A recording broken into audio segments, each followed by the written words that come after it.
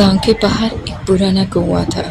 इतना पुराना कि गांव के सबसे बूढ़े लोगों ने भी कभी उसे इस्तेमाल होते नहीं देखा था। लोग कहते थे उस कुएं में पानी नहीं कुछ और रहता है। दिन में वहां बच्चे खेलते थे, औरतें उसके पास से गुजर जाती थी, लेकिन जैसे ही सूरज ढलता पूरा इलाका खाली हो जाता था। क्योंकि गांव में एक बात बहुत मशहूर थी, रात के बाद अगर कुएं से कोई लड़की आवाज़ दे तो उसे पीछे मुड़कर कभी मत देखना। लेकिन शहर से आने वाले लोग इन बातों पर कहाँ विश्वास करते हैं। 3 दोस्त थे, विक्रम, करण और निखिल। तीनों शहर के बिगड़े हुए लड़के थे। शराब, पार्टी और लड़कियों के अलावा उन्हें किसी चीज़ से मतलब नहीं था। एक दिन घूमते घूमते वो लोग उस गांव में पहुंचे। गांव बेहद शांत था। चारों तरफ खेत, पुराने पेड़ और अजीब सा सन्नाटा। रात को तीनों गांव के बाहर शराब पी रहे थे।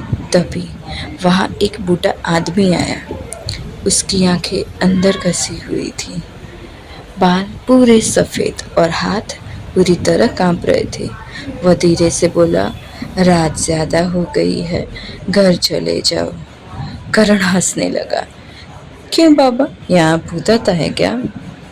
बूढ़ा कुछ सेकंड तक चुप रहा, फिर बोला, बहुत नहीं, वो लड़की आती है। निखिल मुस्कुराया। कौन लड़की? बूढ़े ने कांपते हुए कुएं की तरफ उंगली दिखाई। जो आदमी उससे बात करता है सुबह तक बूढ़ा हो जाता है। तीनों जोर से हंस पड़े। विक्रम बोला, लगता है बाबा ने ज्यादा ही पी रखी है। बूढ़ा डर गया। मजाक मत करो, वो सुन लेगी। इतना कहकर वो वहां से चला गया।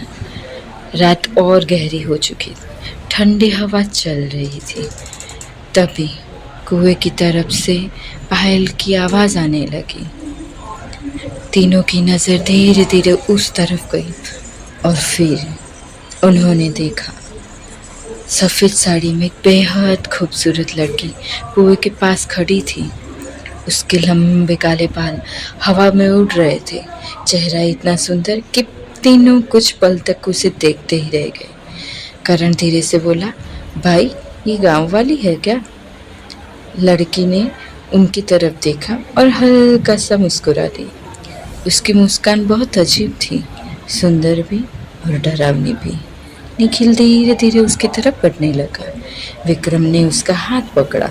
अबे छोड़, कुछ गड़बड़ लग रही है। लेकिन शराब निखिल के सिर पर चढ़ चुकी थी। वह लड़की के पास पहुंच गया। तुम यहाँ अकेले क्या कर रही हो? लड़की कुछ सेकंड तक उसे देखती रही, फिर धीरे से बोली, मुझे रात में बातें करना पसंद है। उसकी आवाज़ बेहद मीठी थी, इतनी मीठी कि निखिल जैसे उसके जादू में फंस गया। करण और विक्रम दूर से ये सब देख रहे थे।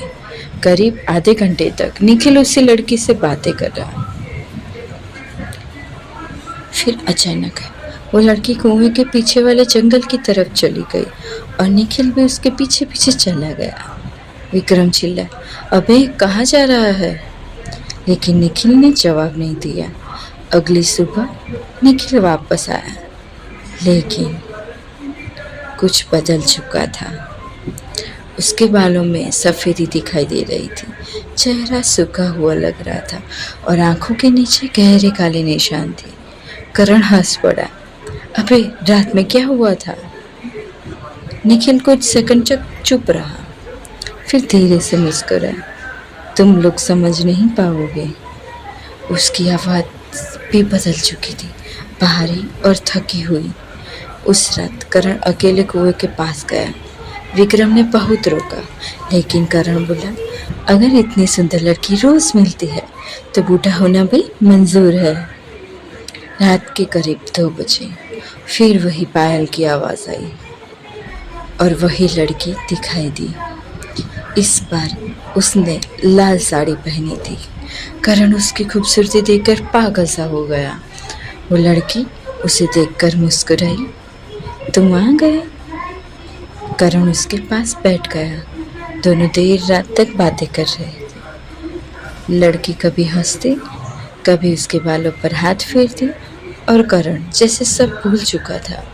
जाते वक्त लड़की उसके कान के पास आई और धीरे से बोली, कल तुम मुझे छोड़कर तो नहीं जाओगे ना? करण मुस्कुरा दिया, कभी नहीं। अगली सुबह विक्रम की चीख निकल गई।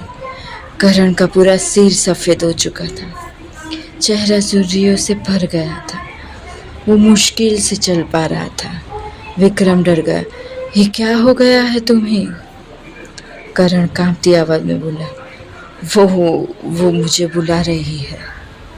और फिर कुएं की तरफ चल पड़ा, जैसे किसी ने उसे अपने वश में कर लिया हो। अब विक्रम पूरी तरह डर चुका था। उसने गांव छोड़ने का फैसला किया, लेकिन जाते वक्त उसे वही बूढ़ा आदमी फिर दिखाई दिया। इस बार वो कुएं के पास बैठा रो रहा था। विक्रम गुस्से में चिल्लाया, तुम जानते थे ना ये सब? वो है कौन? बूढ़ा आदमी धीरे धीरे उसकी तरफ देखने लगा। उसकी आंखों में आंसू थे। वो बोला, 70 साल पहले मैं भी तुम्हारी तरह यहाँ आया था। विक्रम की सांस रुक गई। बूढ़ा कांपते हुए बोला, उसने पहले मेरे दोस्तों को लिया, फिर मुझे। हर रात वो हमारी जवानी पीती रही और हम उसकी खूबसूरती के गुलाम बनते गए। विक्रम डर के मारे पीछे हटने लगा। तभी कुएं के अंदर से एक लड़की की हंसने की आवाज़ आई, धीरे लेकिन बेहद डरावनी। विक्रम ने कांपते हुए कुएं के अंदर झांका और उसका खून जम गया। कुएं के अंदर दर्जनों बूढ़े आदमी पड़े थे, कुछ जिंदा, कुछ मरे हुए। सबके बाल सफ़ेद थे और उनके सबके बीच वो लड़की खड़ी हुई थी, लेकिन अब उसका असली चेहरा दिखाई दे रहा था। आंखें पूरी काली, चेहरा सड़ा हुआ और शरीर बूढ़ी औरत जैसा।